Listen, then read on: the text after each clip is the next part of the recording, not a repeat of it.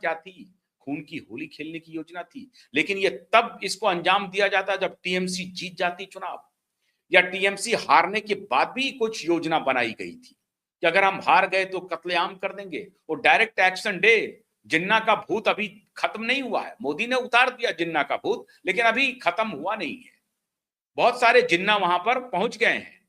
अब एक शेख साहब हैं, वो शेख साहब अभी गायब हैं। शेख साहब अभी जेल में हैं। शेख साहब है ना, आपको याद होगा शेख साहब को, किस प्रकार से वो पेशाब की राजनीति कर रहे थे। पेशाब की, हिंदू महिलाओं के साथ जो अभद्र काम किया, उसके साथ अब वो सारे फरार हो रहे हैं। मीम बन रहा है कि बांग्लादेश में कम से कम 2 करोड़ आबादी बढ़ गई है रातों रात। 2 करोड़ आदमी चले गए क्या बांग्लादेश? ऐसा तो हो नहीं सकता है। लेकिन जो जा रहे हैं उसको पुलिस रोक भी नहीं रही है। जाओ, जल्दी चले जाओ, अच्छा है, बेहतर है कि जितना जल्दी तुम क्रॉस कर जाओ। कल्पना कर सकते हैं ममता दीदी ने क्या किया। बांग्लादेश भारत का जो बॉर्डर है, उसमें फेंसिंग के लिए जमीन चाहिए थी राज्य सरकार की। ममता दीदी ने फेंसिंग के लिए जमीन आवंटित नहीं की, विवाद खड़ा कर दिया। ये है ममता दीदी। ममता दीदी, अब आपका कोई उपाय नहीं है। शुरुआत में जब आप जीत करके आई थी 2011 में, तो आपको बंगाल ने सरमाथों पर बिठाया था, सरमाथे पर बिठाया था, और लगातार 3 बार, हालांकि दूसरी बार से तो आपने रास्ता बदल लिया, दूसरी बार से तो आपने तलवार का रास्ता पकड़ लिया। तलवार के बल पर, बंदूक के बल पर, बलबे के बल पर, आगजनी के बल पर, हत्या के बल पर, लूट के बल पर, बलात्कार के बल पर, महिलाओं को घरों में, एक महिला मुख्यमंत्री, महिला के खिलाफ इतना अत्याचार, 34 हजार केसेस हैं एक साल में महिलाओं के उत्पीड़न के। ये क्राइम रिकॉर्ड कह रहा है आपका, 34,000 केसेस एक साल में महिला उत्पीड़न के, महिला मुख्यमंत्री के राज्य में हो रहे हैं। और आप कह रहे हैं कि महिलाएं सुरक्षित हैं, तो क्यों नहीं वो महिलाएं मोदी की तरफ जाएंगी? जो मोदी उन्हें कह रहे हैं कि मैं हूं ना, हम आपको सुरक्षा देंगे ना।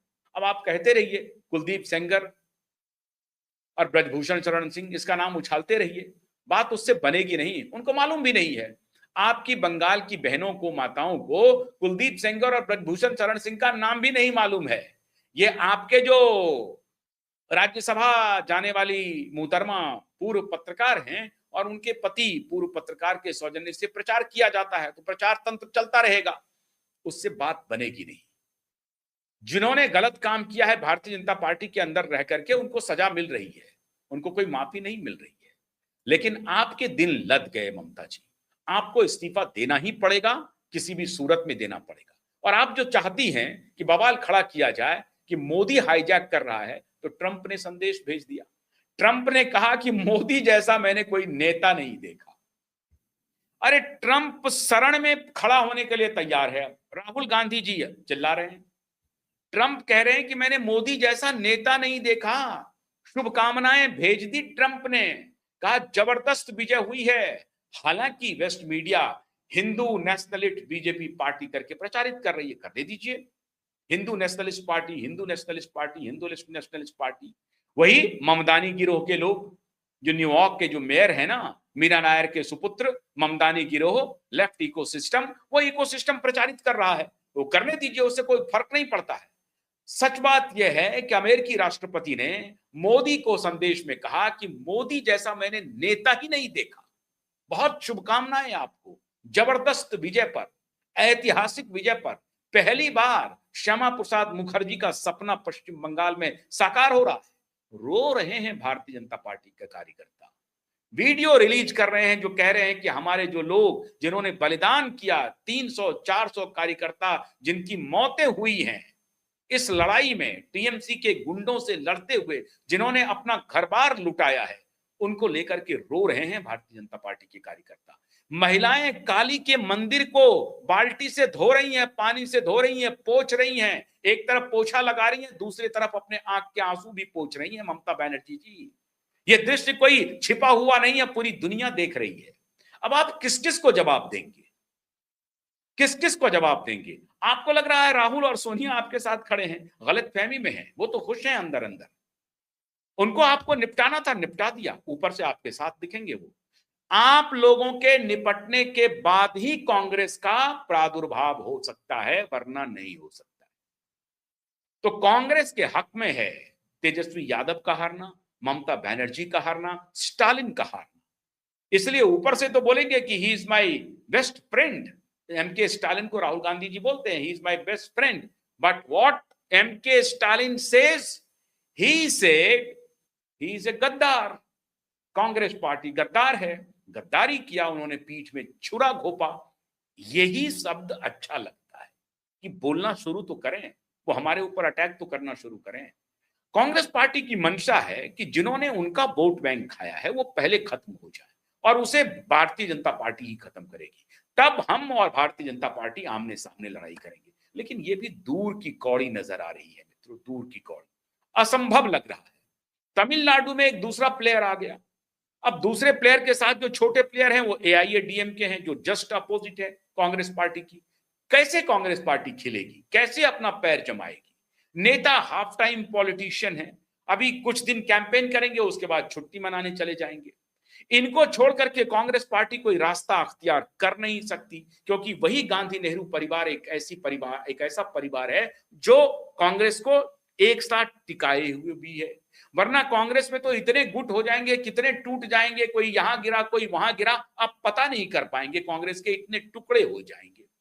तो कांग्रेसी ये जानते हैं कि ये गांधी परिवार के ही इर्द गिर्द हम सबको घूमना है, और जब तक गांधी परिवार, एक विशियस सर्किल में कांग्रेस पार्टी फंस गई है। गांधी परिवार को छोड़ते ही कांग्रेस टूट जाएगी, क्योंकि इतनी गहराई, इतना त्याग, इतनी तपस्या है। एक आध दो नेता हैं जो खुद को पीछे रख करके संगठन को खड़ा कर सकते हैं, लेकिन वो अब गिनती के रह गए हैं, उनको मानने के लिए कोई तैयार नहीं है। सैकों फेंटों की पूरी फौज खड़ी है। तो अगर गांधी परिवार को हटाता है तो पार्टी खत्म हो जाती है, गांधी परिवार रहता है तो पार्टी आगे नहीं बढ़ती है। अब ये एक विशियस सर्किल है कांग्रेस पार्टी के लिए। ममता जी चाह रही हैं कि नहीं, हम तो कांग्रेस पार्टी के साथ मिल जाएंगे। क्या फायदा होगा? आप अपने सांसदों को बचाइए ममता जी, मेरी आपको यही सलाह है।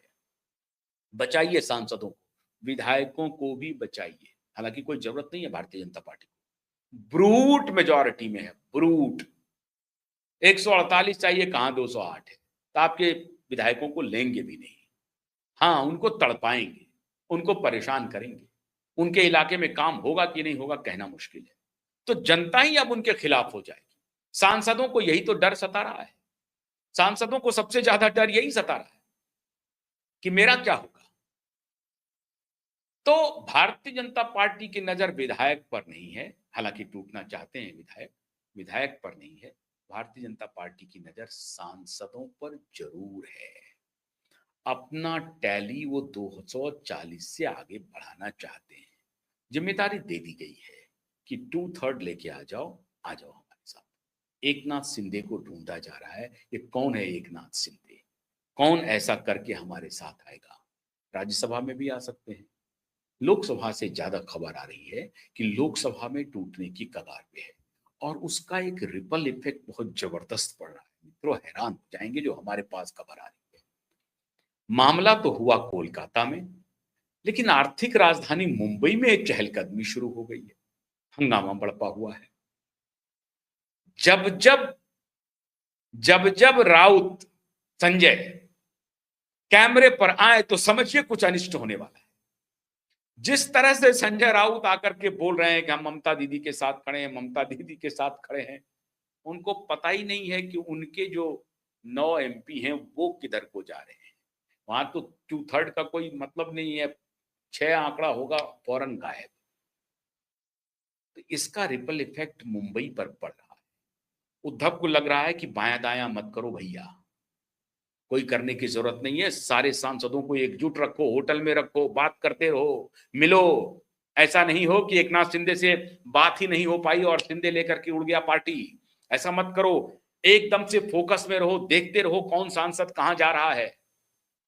तो हंगामा बरप गया है। अब सर्वे आने लगे हैं, आज अगर चुनाव हो जाए मोदी को कितनी सीटें आएंगी। आज अगर चुनाव हो जाए तो 352 सीटें आ जाएंगी एनडीए को, लोग कह रहे हैं 300 का आंकड़ा क्रॉस कर जाएगी। मतलब अगर उत्तर प्रदेश का जो नुकसान है वो पश्चिम बंगाल से भर जाएगा, महाराष्ट्र से भर जाएगा। स्थिति बड़ी दयनीय हो गई। बहुत दयनीय हो गई है मित्रों। टीएमसी में टूट की खबर पुख्ता हो रही है, टूटेगी कब, अब इसके लिए थोड़ा समय इंतजार। 2/3 हो जाए तो टूट जाएगी। जहांगीर खान के अरेस्ट की सूचना मिल रही है, पुख्ता हो जाएगी वो भी हम बताएंगे। और शुभेंदु अधिकारी के पीए के ऊपर जो वार किया गया है, उसका तो चुन चुन करके बदला लेगी सरकार, शुभेंदु ही लेंगे। इंतजार कीजिए, बंगाल में बहुत कुछ होने वाला है। थोड़ी देर बाद बिहार की खबर भी बताएंगे। बहुत बहुत शुक्रिया, नमस्कार।